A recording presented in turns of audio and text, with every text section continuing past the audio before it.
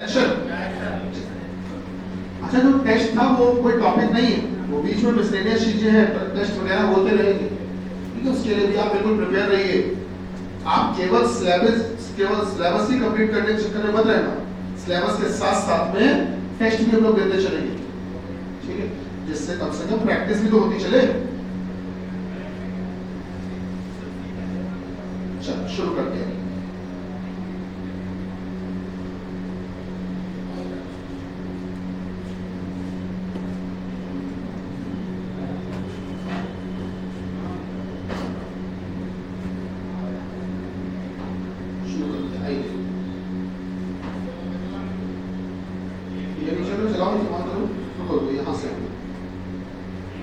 भैया लोगों को याद देखा होगा, बिजी रहते हैं, थोड़ा सा समय नहीं था होगा उनके पास। कोई चल शुरू करते हैं।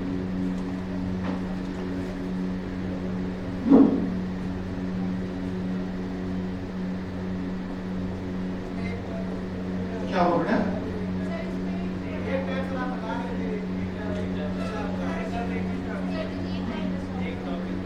टॉपिक नहीं हाँ हाँ करवा देते हैं, बिल्कुल। ये हेडिंग डाल लो और एक टाइप बचा हुआ है वो हम लिखवाने जाएंगे व्हाट्सएप पर।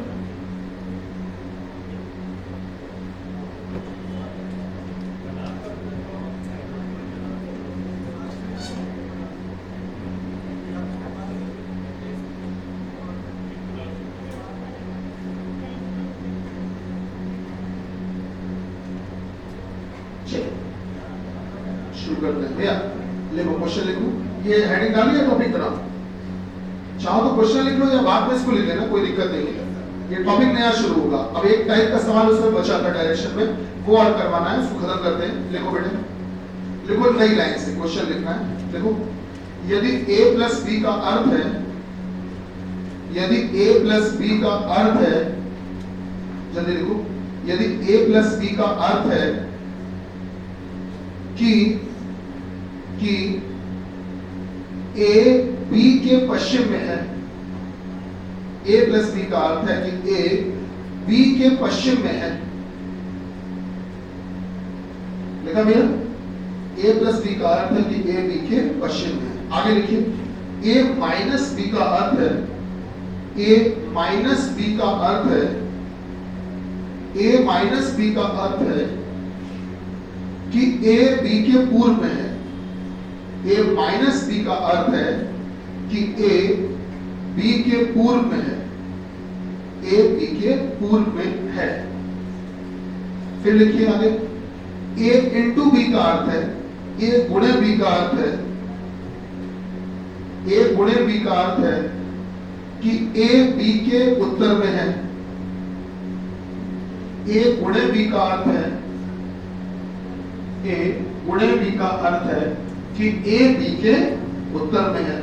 और फिर लिखिए, A डिवाइडेड बाई B का अर्थ है, A भागित B का अर्थ है, A भागित B का अर्थ है, A भागित B का अर्थ है कि A B के दक्षिण में है, कि A B के दक्षिण में है। A is to the south of B, A B के दक्षिण में है। लिखा आपने लिखा है कि यदि A प्लस बी का अर्थ है कि A B के पश्चिम में है, A माइनस बी का अर्थ है कि A B के पूर्व में है, और A इंटू बी का अर्थ आपने लिखा है कि A B के उत्तर में है, और A डिवाइडेड बाई बी का अर्थ क्या लिखा है? A B के दक्षिण में है। तो बताइए, हम नई लाइन से लिखो नीचे, नई लाइन से। तो बताइए कि नीचे दिए गए समीकरण में, तो बताइए कि नीचे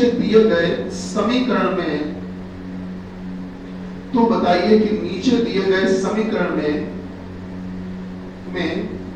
बिंदु Q के सापेक्ष, नीचे दिए गए समीकरण में बिंदु Q के सापेक्ष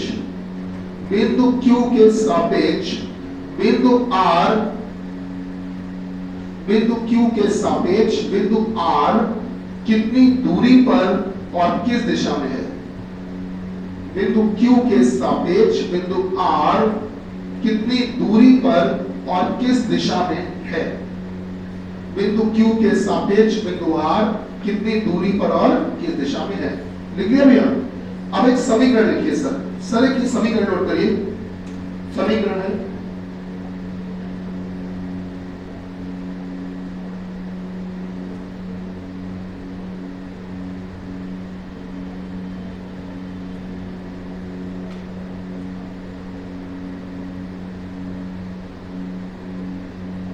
Q plus B divided by S minus W into R. ऊपर कुछ दूरियां भी लिख रहे हैं, ये लिखिए 6 मीटर, यहां लिखा है 4 मीटर, माइनस के ऊपर लिखा है आपका 10 मीटर और गुणे के ऊपर लिखा हुआ है 8 मीटर। कुछ दूरियां भी लिखी गई। ये बताओ क्या एक बार कोशिश करोगे? शाबाश, ट्राई करो जल्दी से।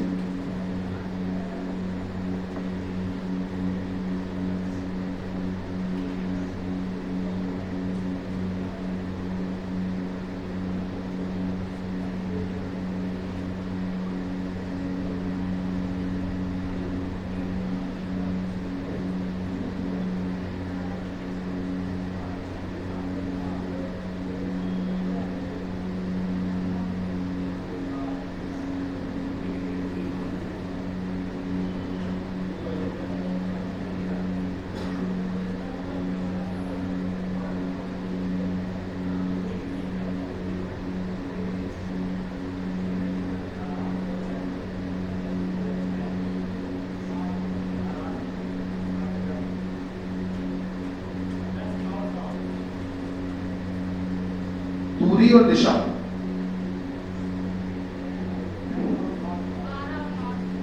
बारह और 9। चलिए शुरू करते हैं। आइए ध्यान दीजिएगा बेटा, गौर करो। ये जो हमने a plus B, a minus B, a गुणे बी, ये सब लिखवाया है, ये आपको डायरेक्शन चैप्टर में भी मिलता है और ये आपको ब्लड रिलेशन में भी मिलेगा। ब्लड रिलेशन में ऐसे मिलता है कि यदि a प्लस बी का अर्थ है कि a b का पिता है, a माइनस बी का अर्थ है कि a b की माता है। सुने कि नहीं? a गुणे b का अर्थ है कि a b का भाई है। सुने होंगे? तो ये आपको ब्लड रिलेशन में भी मिलते हैं निशान, और इस तरह से जो चीजें हैं वो आपको डायरेक्शन में भी मिलती हैं। ब्लड रिलेशन में जब मिलेंगे तो आप समीकरण को आगे से सॉल्व किया करिए। सुनते जाना, बीच में बातें मत करिए। सर अगर ब्लड रिलेशन चैप्टर होता है तो हम आपसे कहते हैं कि समीकरण को आगे से सॉल्व करो, लेकिन अगर डायरेक्शन चैप्टर दिया जाए तो आप हमेशा समीकरण को पीछे से सॉल्व किया करोगे, जल्दी सॉल्व होगा, टाइम बचेगा आपका। सॉल्व करने को आप आगे कर लो, कोई दिक्कत नहीं, यहाँ शुरू करो हो जाएगा, लेकिन टाइम बचाना सबसे बड़ी चीज है हम लोगों के लिए पेपर में, तो इसलिए आप पीछे से सॉल्व करना शुरू करिए, जल्दी होगा। तो ये बताइए पीछे सबसे पीछे निशान कौन सा है? गुणा। अब गुणा का निशान किसके किसके बीच में है? W और। तो केवल आप W और R को देखो, W गुणे R, तो केवल W गुणे R को देखिए। आप मुझे बताइए W गुणे R का वही मतलब होगा जो A गुणे B का था। ऊपर देख के बताओ A गुणे B का अर्थ क्या था? A B के उत्तर में है। तो अगर तुम A गुणे B से तुलना कर देते हो तो आप बताइए A B के उत्तर में है, तो अब की बार W किसके उत्तर में? R के। तो W जो है वो किसके उत्तर में हो जाएगा? R के। तो W R के उत्तर में हो जाएगा। तो बेटा एक काम किया हमने यहाँ बना दिया R, और R के उत्तर में W वो भी कितनी दूरी पर दे रखा गया? कितनी? तो W मैंने यहाँ बना दिया, तो जो W है वो R के उत्तर में है 8 मीटर दूरी पर। क्यों भाई बात सही है? ठीक। अब अगला निशान देखिए माइनस का है, और किसके किसके बीच में? S और W। तो केवल S माइनस W को देखो, और S माइनस W का अर्थ वही होगा बेटा जो आपको A माइनस B का लिखवाया गया। A माइनस B का मतलब क्या लिखवाया था? A B के पूर्व में। तो अब की बार S W के पूर्व में होगा, तो S जो है वो W के पूर्व में होगा। तो W के पूर्व में है वो भी कितने मीटर की दूरी पर? 10। आप मुझे देखकर सब लोग बताइए क्या जो S है वो W के पूर्व में दिख रहा है कि नहीं दिख रहा? नहीं दिख रहा है? दिख रहा है। फिर बेटा अगला निशान डिवाइड का, किसके किसके बीच में? तो P डिवाइड S का मतलब वही होगा जो A डिवाइड B बताया गया था। तो A B के दक्षिण में, तो आपकी बार P S के दक्षिण में कितने मीटर? यहां कहीं हमने लिख दिया P। आगे देखिए अगला निशान है प्लस का, किसके किसके बीच में?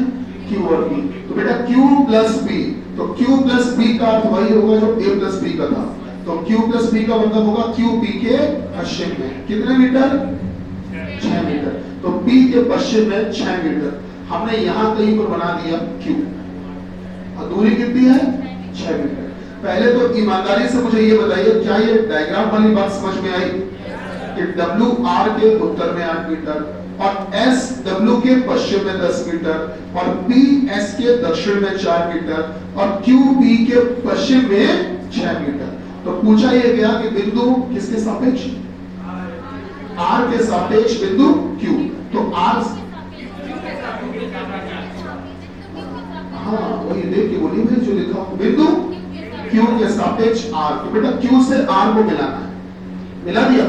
अब आपको क्यू के सापेक्ष मांगा है तो क्यू पर खड़े हो जाइए और आर को देखिए, क्यू पर खड़े होइए और आर को देखिए।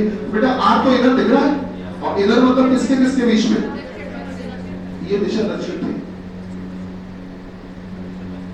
हाँ किसके किसके, तो दिशा हो गई सापेक्ष, सही। अब ये दूरी निकालनी है, अब दूरी निकाल लेते हैं। तो उसके लिए इस लाइन को आगे बढ़ा दो, बढ़ा दिया। अगर ये 10 तो ये पूरी में 10 होनी चाहिए, 6 ये तो ये कितनी 4। अगर ये 4 तो सामने भी 4, नीचे बची कितनी 4, 4 ये कितना हो गई 4√2, सही है, 4√2 4√2। तो सर ये दूरी आएगी अंडर रूट, या तो तुमने 32 लिखा हो या फिर लिख दो 4√2, एक ही बात है। और दिशा कौन सी आएगी साउथ वेस्ट। क्या बात समझ में आई, ठीक है। एक सवाल घर पर लगाइएगा इसी तरह का,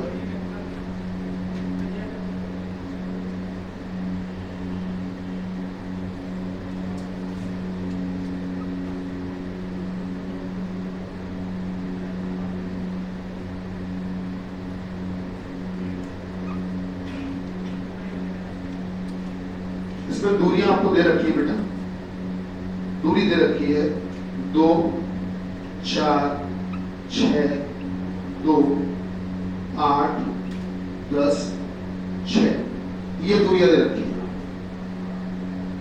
ए प्लस के नीचे दे रखा है बेटा, ए प्लस बी के नीचे 2 है, बी प्लस सी के नीचे 4 है, सी माइनस डी के नीचे 6, सबके साथ में दूरियां भी दे रखी है।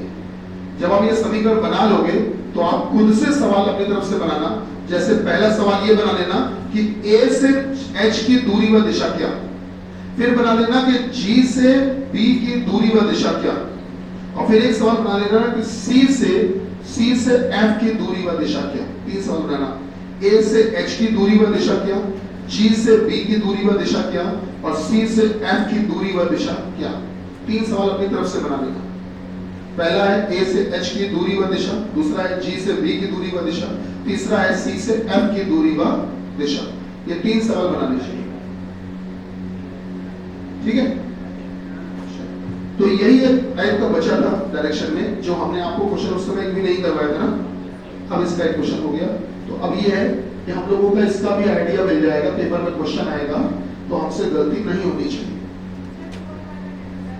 कौन सा ट्रेन धुआं नहीं किया सवाल क्या, लिखो जल्दी लिखो, लिखो चैप्टर नहीं शुरू, जल्दी लिखो। टेस्ट के लिए कुछ ना छोड़ना तुम लोग, है इसी में होगा।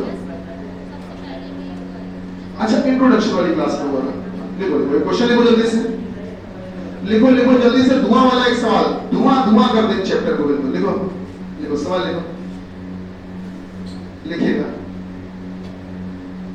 एक कोयले इंजन की ट्रेन, एक कोयले इंजन की ट्रेन, कोयले इंजन की ट्रेन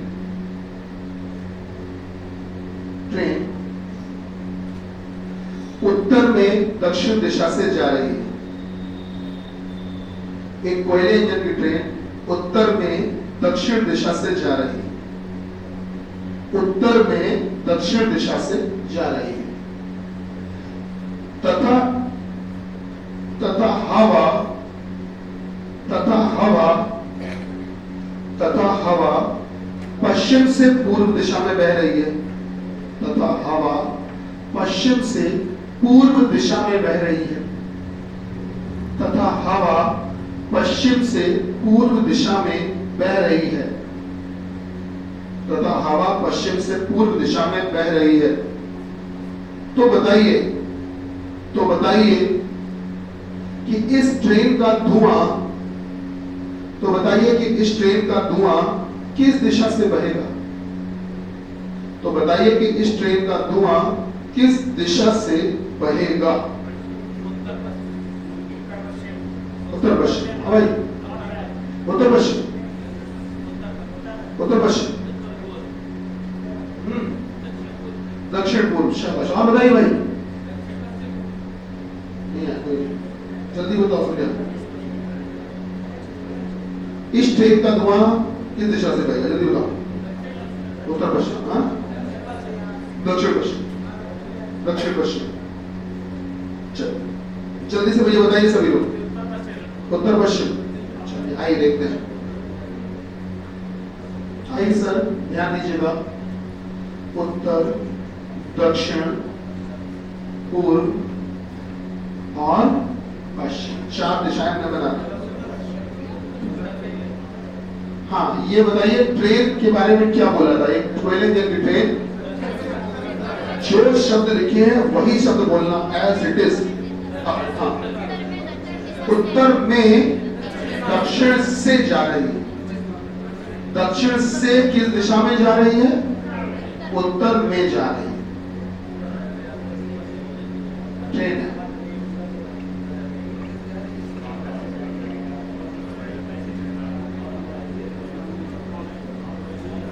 सुनो, जो ट्रेन है वो उत्तर में जा रही है। कहां से जा रही है? दक्षिण से। तो जाहिर सी बात है इसका धुआं पीछे बढ़ रहा होगा भाई। जाहिर सी बात है ट्रेन जब आगे भागती है तो उसका धुआं पीछे ही तो उड़ता हुआ जाता है।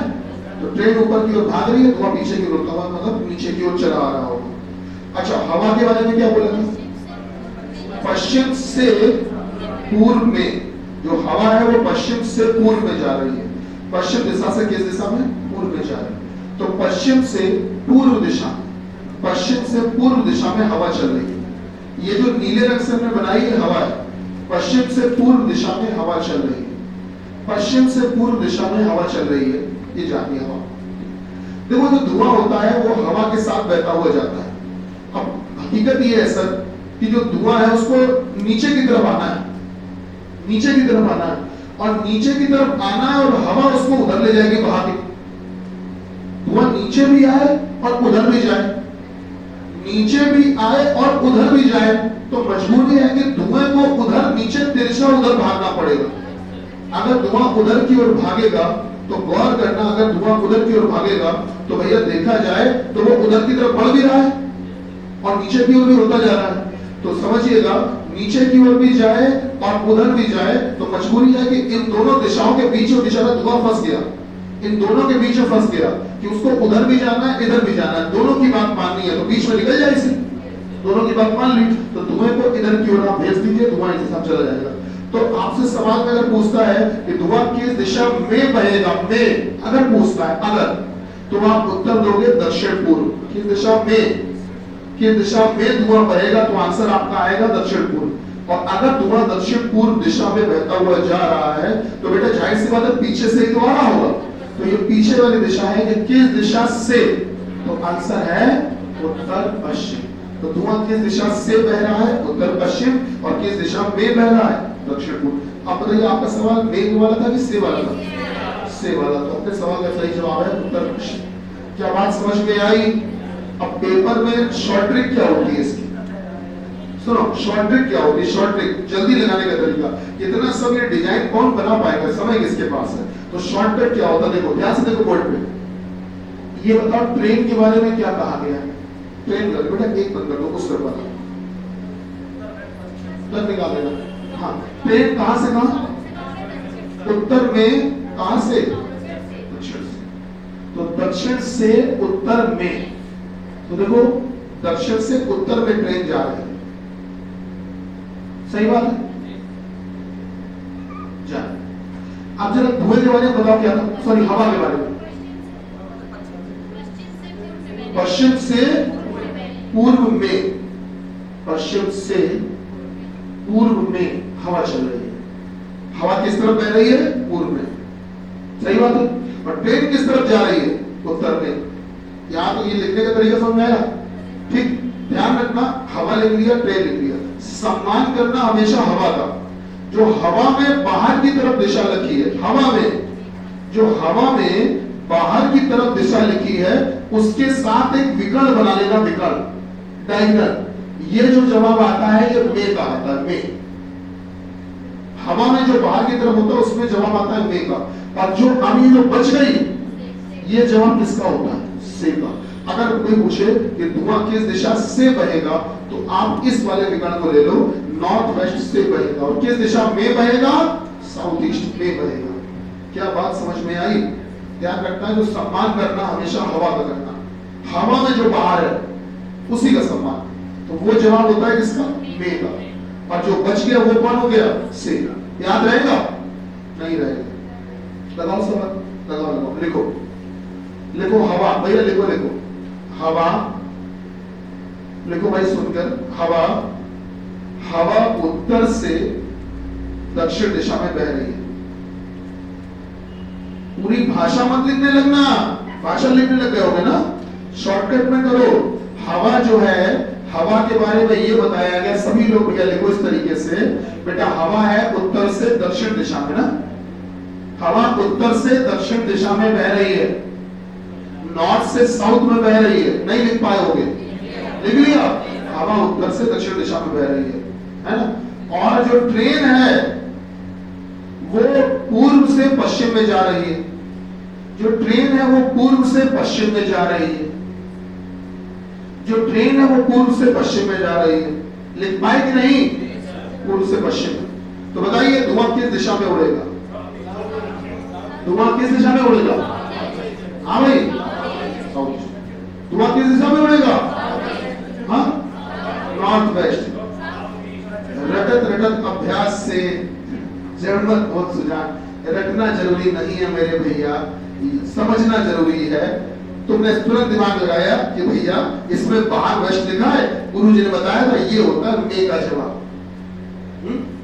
पर गुरुजी ने एक बात और कही थी कि हवा का सम्मान करिए, हवा में जो बाहर लिखा है। ध्यान से देखो, गुरुजी ने सवाल उल्टा कर दिया। वहां देखो ऊपर कौन लिखा था, ट्रेन, नीचे कौन है, हवा। यहाँ देखो ऊपर कौन है, हवा, नीचे कौन है, ट्रेन। तुमने क्या किया, बस ये ध्यान रखा मेरे भाई, ये नहीं याद रखा, समझ लो। तो इसीलिए कहा जा रहा है कि हवा देखो कहां लिखी हुई है, हवा में जो बाहर की तरफ है, बाहर की तरफ दिशा है, वो जवाब होता है मे का, और हवा में जो पीछे होता है वो किसका जवाब होता है, से का। तो बेटा हवा में ये बताओ, हवा में बाहर कौन है, एस, तो ये है मे, और बेटा ये कौन है, से। नहीं समझ में आया? थोड़ी देर पहले भी आया था। चलिए, तो अगर पूछते हैं कि धुआं किस दिशा में बहेगा तो जवाब क्या आएगा बेटा, साउथ ईस्ट। और धुआं किस दिशा से बहेगा, दिक्कत हो दोबारा से बता दे लड़कियों। चल अब आ जाते हैं इनपुट आउटपुट में। हेडिंग डालो, इनपुट आउटपुट, जल्दी से बेटा हेडिंग डाल दीजिए, शुरू करते हैं। बोले जल्दी से हेडिंग डालिए, बढ़िया से सजा के लिखिएगा बुक, क्योंकि बहुत सम्मानजनक चैप्टर है, इसलिए बहुत सजा के बढ़िया से लिखना, खूबसूरत सा बनाकर। अगर बगल साड़ी किनारा बना दो, फूल पत्ती वगैरह उगा दो दो चार, इससे सुंदरता और बढ़ जाए। चल, जैसे आप लोग पढ़ते पढ़ते पढ़ते पढ़ते थक जाते होंगे, हालांकि नौबत नहीं आती होगी, हमको पता है, क्योंकि इतना पढ़ते ही नहीं तो थको कहे। लेकिन अगर कभी ऐसा है कि सवाल लगा रहे हैं, मैथ्स लगा रहे हैं या रीजनिंग लगा रहे हैं, पढ़ते पढ़ते थक गए, बोर हो गए, ऊब गए, तो उसका एक तरीका होता है कि आप बोर ना हो। तरीका ये होता है कि आप पेन का कलर चेंज कर लिया करो।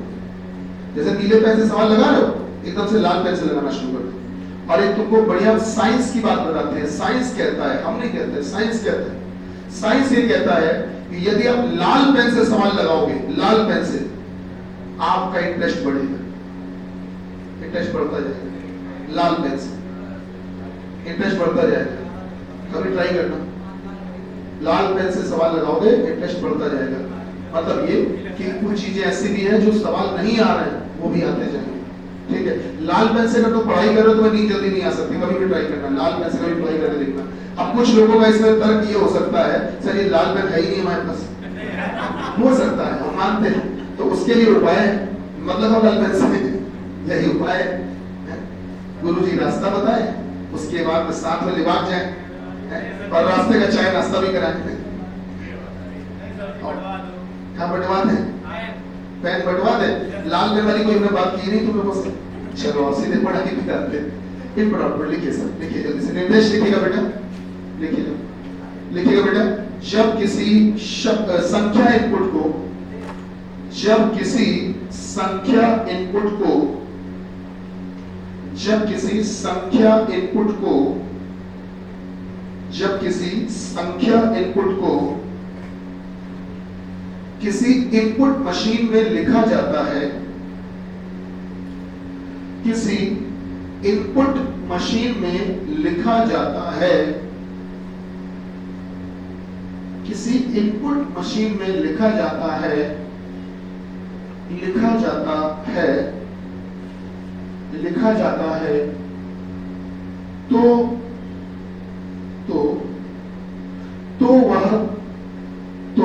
वह किसी विशेष नियम के अनुसार, तो वह किसी विशेष नियम के अनुसार, तो वह किसी विशेष नियम के अनुसार इसे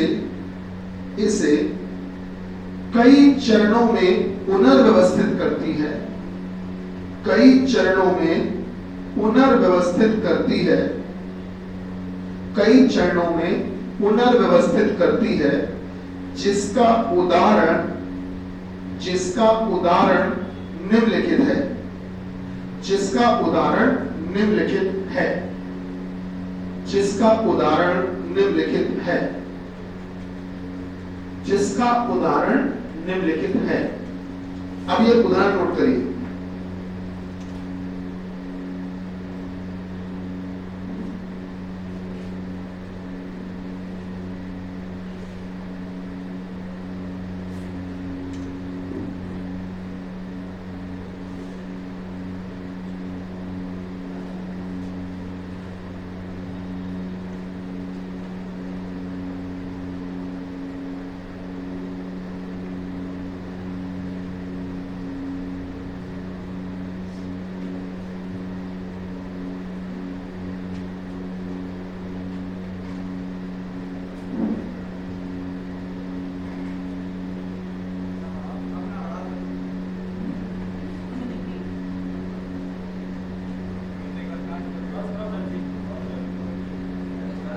बेटा बेटा बस अब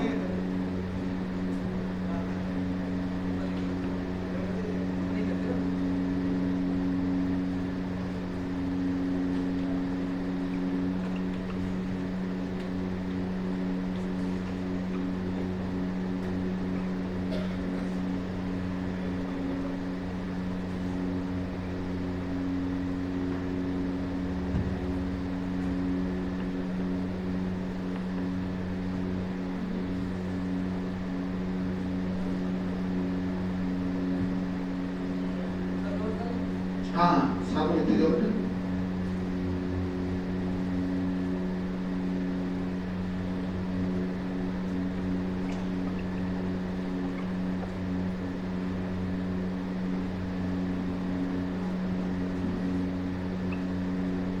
ये जो लिख रहे हैं ये स्टेप है, मतलब चरण लिख सकते हो हिंदी में।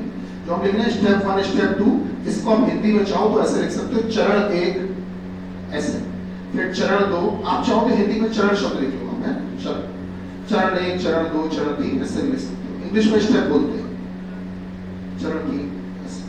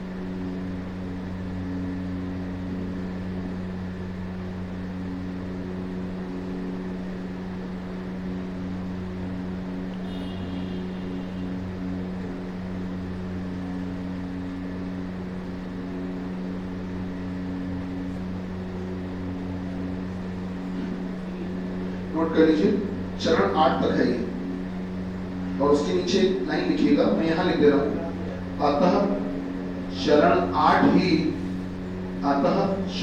8 ही इस पुनर्व्यवस्था का, बेटा ये लाइन लिख लीजिएगा, इस पुनर्व्यवस्था का अंतिम चरण है, अंतिम चरण है। अतः चरण 8 ही इस पुनर्व्यवस्था का अंतिम चरण है। Hence, 8th step is the last step of given pre-arrangement। ये पूरे 8 चरणों में कहानी खत्म हुई है। नोट कर लीजिए, पूरे 8 चरण, आपको एक इनपुट दिया गया, उसको व्यवस्थित किया गया है। इस चैप्टर में होता ही यही है कि आपको वो कोई एक लाइन लिखकर देंगे, शब्दों की लाइन भी हो सकती है, संख्याओं की भी हो सकती है, या फिर शब्द संख्या दोनों की मिक्स भी हो सकती है।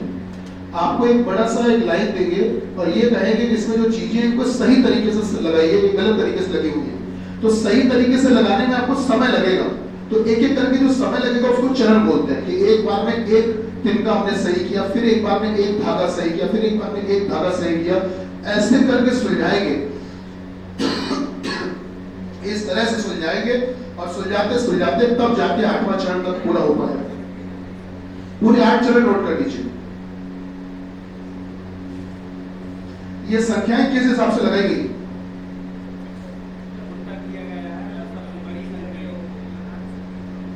मतलब पलट दे तो 26 को 62 कर दिया फिर भाई आखिरी में जो चरण 8 है ये पूरा हो गया। यहाँ पर वो मकसद पूरा हो गया जो हम चाहते थे। हम हाँ बेटा देखो इसमें क्या हो रहा है,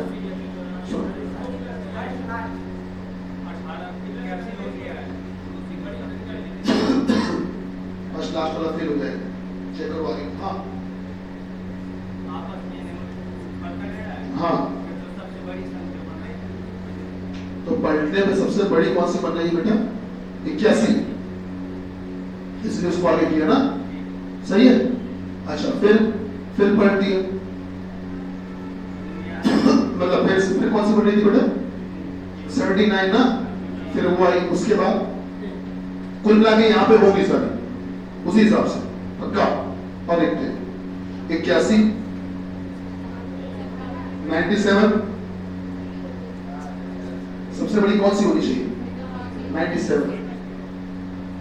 यहां पर अंकों को जोड़िए, जोड़ा गया है, देखो जो संख्या दी गई है उसके अंकों को जोड़ा गया और तब तक जोड़ते गए, तब तक जोड़ते गए, तब तक जोड़ते गए, तब तक जोड़ते गए जब तक वो सिंगल ना हो जाए, मतलब एक अंक में सिंगल डिजिट में ना कन्वर्ट हो जाओ। देखते हैं 6 और 2 को जोड़िए, 8 और 2 को जोड़िए 10, 10 अभी भी डबल है, 1 और 0 डबल है, फिर जोड़ दो, 1 और 0 को जोड़ो कितना आएगा? 1 बेटा। 1 और 5 को जोड़ो 6, 5 और 7 को जोड़ो 12, 12 अभी भी डबल है, 1 और 2 को फिर जोड़ो कितना आएगा सर? 3 आएगा सर। सर यहाँ बताइए सर, ये तो भैया भैया बोलो भाई 4 सही है बेटा, 5 हाँ भाई कितना? 7। अब इन्होंने पता है किया क्या? इन्होंने सबसे पहले केवल विषम अंक निकाले, विषम ऑड। देखो इनमें सबसे बड़ा विषम अंक कौन सा है? 8, 1, 6, 3, 9, 2, 4, 5, 7 बोलो, सबसे बड़ा विषम कौन है? 9। तो सबसे आगे 9 को लेकर आए, 9 मतलब 18 विषम ऑड। अब सीधे तुमको आउटपुट में लेके आ रहे हैं, आउटपुट में तो सीधे आउटपुट में लेके आ रहे हैं, तो आउटपुट में हमको ये देखकर बताओ बेटा, आउटपुट में ये बताओ कि जो 1 और 8 1 को मिला के 9 हो रहा था ना, 7 और 9 को जोड़ के कितना आया था? अरे ऊपर से जोड़ो 7 बेटा, 1 और 4 को जोड़ो 5 बचाओ, ये 5 7 3 बेटा, 8 2 को जोड़ो हाँ 1, हाँ ये 2 0 2, फिर 4, फिर बेटा 6, फिर 8। चेक करो, पहले विषम अंकों को घटते क्रम में लगाया गया है। सबसे बड़ा विषम अंक 9, 9 से छोटा 7, 7 से छोटा 5, से छोटा 3, से छोटा 1। तो पहले विषम अंकों को घटते क्रम में लगाया, फिर शुरू किया सम अंक और सम अंकों को बढ़ते क्रम में लगाया, एसेंडिंग ऑर्डर। आप बताइए 2 4 6 8 में सबसे छोटा सम अंक क्या है? 2 से बड़ा से बड़ा 6 से बड़ा 8। इसका मतलब इनके दिमाग में ये लॉजिक बहुत पहले आ गया था, वही लेके चल रहे थे। ये सोच इनके दिमाग में बहुत पहले आ गई थी, तभी ये उसी पर काम करते हुए आगे बढ़ रहे थे। तो देखो सबसे आगे वो किसको लेकर आए, 9 को लेकर आए। 9 ही तो कहोगे इसको। फिर उसके बाद में 9 के बाद कौन आ गया, 7। फिर देखो 9, 9 के बाद 7, 7 के बाद कौन आया, 5। फिर बेटा 9, 7, 5, हाँ 3। फिर अगले में आ जाओ, 9 सही जगह बैठ चुका है, 7 सही जगह बैठ चुका है, 5 सही जगह आ चुका है, 3 सही जगह आ चुका है। 3 के बाद सही बात है।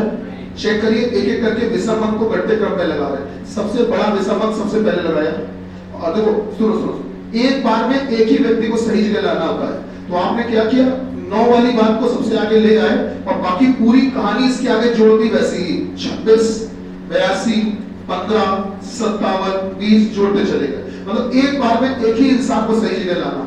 जब अगले चरण में आए तो ये देखा कि देखो 9 तो पहले से ही आ चुका था, अब 9 के बाद किसको लाना पड़ेगा, 9 से घटते क्रम में 7 को। तो इस पूरी भीड़ में से वो 7 को लेकर आए, 7 मतलब 79 को लेकर आए, लिख दिया, और बाकी पूरी की कहानी इसके आगे जोड़ दी।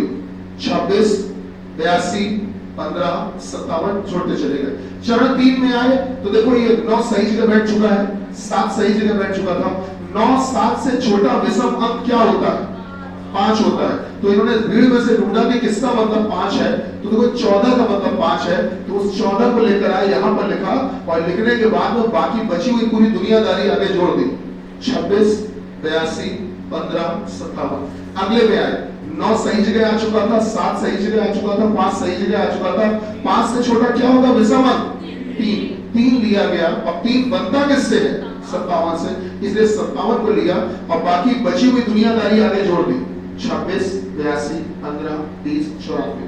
अगले में आए, 9 सही जगह आ चुका था, 7 सही जगह आ चुका था, 5 सही जगह आ चुका था, 3 सही जगह आ चुका था।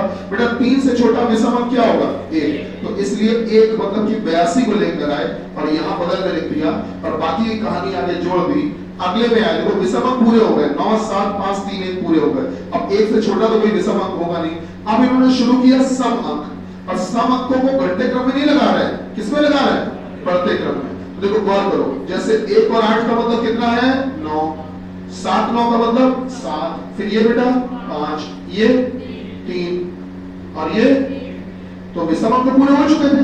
अब देखो ये जो 2 जीरो है, इसका मतलब क्या है, 2। तो देखो अब इन्होंने सबसे छोटा सम अंक लगाया 2। अगले में आए तो 2 से बड़ा सम अंक क्या होना चाहिए, 4। देखो बगल में ये 4 है, बताइए 94 का मतलब 4 है कि नहीं, कोई बेटा है कि नहीं। अगले में आ जाओ, 2, 4 से बड़ा सम अंक क्या होगा, 6। तो देखो इन्होंने 2, 4 के बाद 6 लिखा और मतलब 15 लिखा और फिर 26 को खिसका दिया, नहीं पल्ले पड़ा, थोड़ा बहुत पल्ले पड़ा। तो अब इसी आधार पे चलना है। अच्छा, मन में एक बात ये आती है, सर जी हमें कैसे पता चलेगा कि ये चल रहा है, सबसे बड़ा प्रश्न ये आता है, सर हम कैसे जानेंगे कि ये लॉजिक चल रहा है। तो उसके लिए हम आपको क्वेश्चंस काफी करवाएंगे, शीट भी देंगे इसकी, जिससे कि आप ये काफी सारी प्रैक्टिस के बाद ये जान जाएं कि पेपर में जैसे क्वेश्चन आए तो आप जब इतने सारे लॉजिक देख के जाओगे क्लास में, तो मन में एक बात रहेगी कि हाँ शायद कोई ऐसा चल रहा हो, तो आप एक बार ट्राई करोगे। बात समझ लो, हमको भी 100% नहीं पता कि वो लॉजिक कौन सा बनाएंगे, लेकिन हाँ इतने सारे लॉजिक जब देख कर जाओगे तो फिर कहीं ना कहीं आइडिया लग जाएगा कि शायद तो ऐसा हुआ, शायद तो ऐसा हुआ। जो चीज आपकी नजरों के सामने से एक बार गुजर जाती है तो कहीं ना कहीं दिमाग में आ जाती बात में, थोड़ा बहुत याद करोगे तो कोशिश करोगे तो बन जाता है। चलिए इसी उदाहरण के अनुसार एक इनपुट दे, बनाओगे इसी उदाहरण के अनुसार।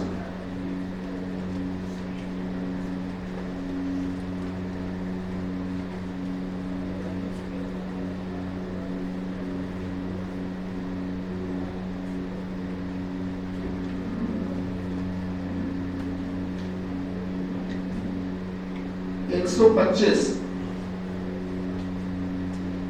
726। तुम भी सोचोगे गुरुजी अपना किए दूसरा वाला कर लिए, हम लोगों को दे रहे हैं तो पूरी दुश्मनी निकाल रहे हैं, कोई नहीं, अगर ऐसा सोच रहे हो तो सही सोच रहे हो।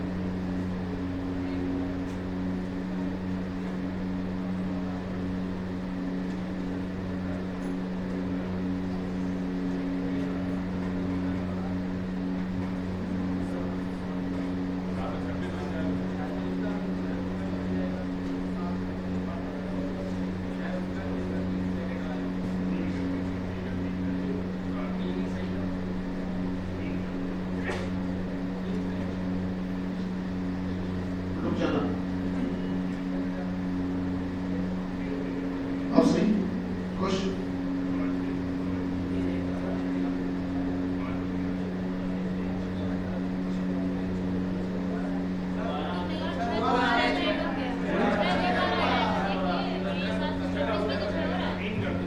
आगे भी आ रहा है क्या? अच्छा अच्छा अच्छा, हाँ ठीक है, सही सही, दो सही था। आप सही है भैया?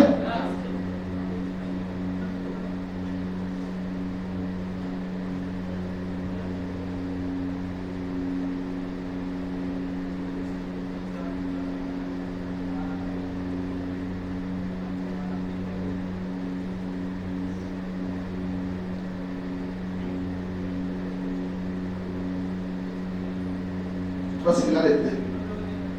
इसी इनपुट के तरीके सॉल्व करना, जैसे उदाहरण हमने किया था। अंकों को जोड़ के पहले हिसाब किताब लगा लो ऊपर, अंकों को जोड़कर पहले ऊपर हिसाब किताब लगा लीजिए।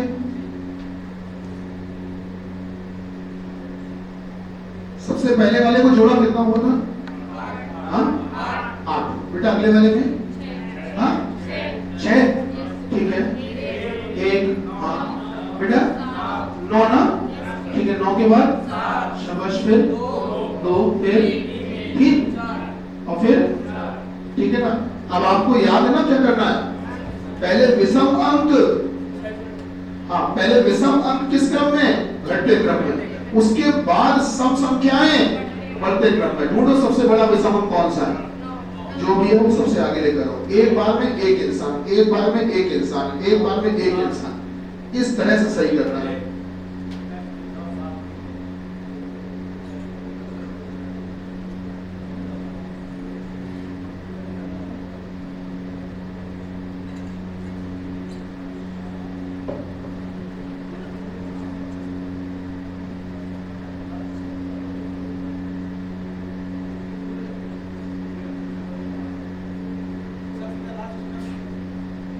कर दिया होगा, एक बार में सही कर दिया होगा। हम तुमसे पहला सवाल ही पूछेंगे, बताओ कितने चरणों में पूरा? बेटा ईमानदारी से करिए। एक बार में एक, एक बार में एक, एक बार में एक, एक बार में कितने बेटा? 7 हो सकता है। कितने?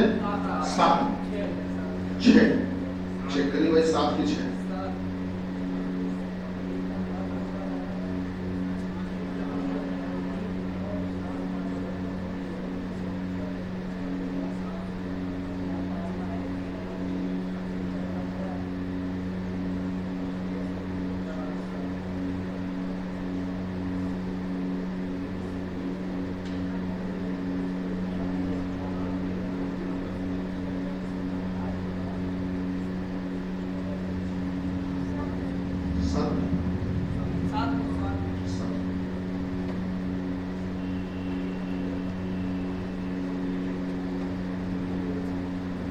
एक एक करके बेटा विषम अंक पहले, फिर बाद में सम अंक। पहले ऑड नंबर्स, फिर इवन नंबर्स।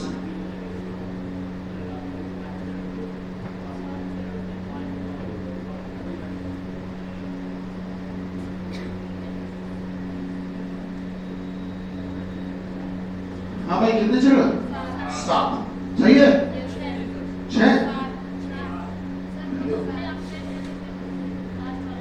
6 बना, 6 बन गया। आइए देखते हैं। अच्छा, अंकों को जोड़ के तो हमने पहले ही बता दिया आपको, है ना, तो आप काम काफी आसान हो चुका है। आइए देखते हैं कैसे। ये बताओ सबसे पहले कौन सी संख्या आगे लाओगे? 21, 33 सबसे पहले आएगी ना। अच्छा, एक बार में एक ही इंसान को सही करना, ये नहीं कि एक बार में सबको सही कर दो, एक एक करके आगे बढ़ेंगे। चलिए सबसे आगे हम 21, 33 को लेके आते हैं। सबसे पहले हम 21, 33 को ले आए, तो एक बार में एक इंसान को आगे ले आए, सही जगह ले आए। अब बाकी की पूरी कहानी इसके आगे जोड़ दो, शुरू करो। 125, हाँ जी, हाँ जी, सही है। अच्छा, अब आ जाओ 21, 33 तो सही जगह ला ही चुके थे। 21, 33 से छोटा 14, 92 है ना। बाकी बची हुई कहानी आगे जोड़ दो। यहां शुरू करो 125 से। 125, 726, 109, आगे बोलो 20, फिर 804, 94। चलिए आगे बढ़ते हैं। 2133 सही जगह आ चुका, 1492 सही जगह आ चुका। बोले बेटा इससे छोटा, हाँ 804। अब बाकी बची हुई दुनियादारी इसके आगे जोड़ दो, 125, 109, 20, 804 था चुका ना। हाँ अब आ जाओ बेटा, 2133, 1492, 804। बोलो भाई 109। बाकी बची हुई दुनियादारी जोड़ दो, 125, 726, 109, 20 और 94। चलो ये सब संख्याएं लग चुकी। चलो अब आ जाओ सब संख्याओं में। 2133 सही है, 1492 सही है, 804 सही है, 109 सही है। अब छोटी, सबसे छोटी सब संख्या 20 को लेकर आओ, यहाँ लिखो। बाकी की बची हुई दुनियादारी जोड़ दो, 125, 726, 94। चलिए आगे बढ़ते हैं। 2133 सही है बेटा, है ना। 1492 भी सही है, ये भी सही है, 109 भी सही है, 20 भी सही। हाँ भाई 2 से बड़ा 4, 94।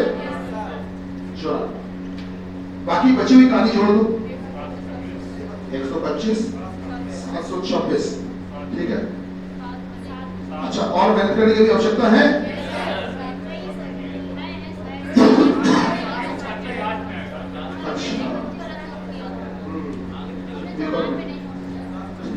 ये गलती बेटा तुमने कर दी फिर है। चल कोई बात नहीं, आओ देखते हैं। गौर करो बेटा, चरण नंबर 7 बना ले। 2133, 1492, 804, 109, हाँ हाँ 726 और। तो ये पूरी पिक्चर खत्म करने में कितने चरण लग गए? 7 चरण। जल्दी से बोर्ड पर सब लोग देखो, सामने देखकर बताओ कि आपको जो चौथा चरण रास्ते में मिला है, चौथा चरण कहीं मिला है? अगर उस चौथे चरण को हम अपनी जगह पर पलट दें, अगर उस चौथे चरण को अगर अपनी जगह पर पलट दें, पूरा उल्टा करके रिवर्स करके लिख दें, पलट कर लिख दें, मान लो लिख दिया, मान लिया, तो आप बताओ अब बाएं छोर से गिनने पर, लेफ्ट से गिनने पर तीसरी संख्या क्या? 726। सही बात है। अच्छा अब आइए, आपने जो ये कहानी बनाई है, इस कहानी में रास्ते में कहीं आपको तीसरा चरण मिला होगा।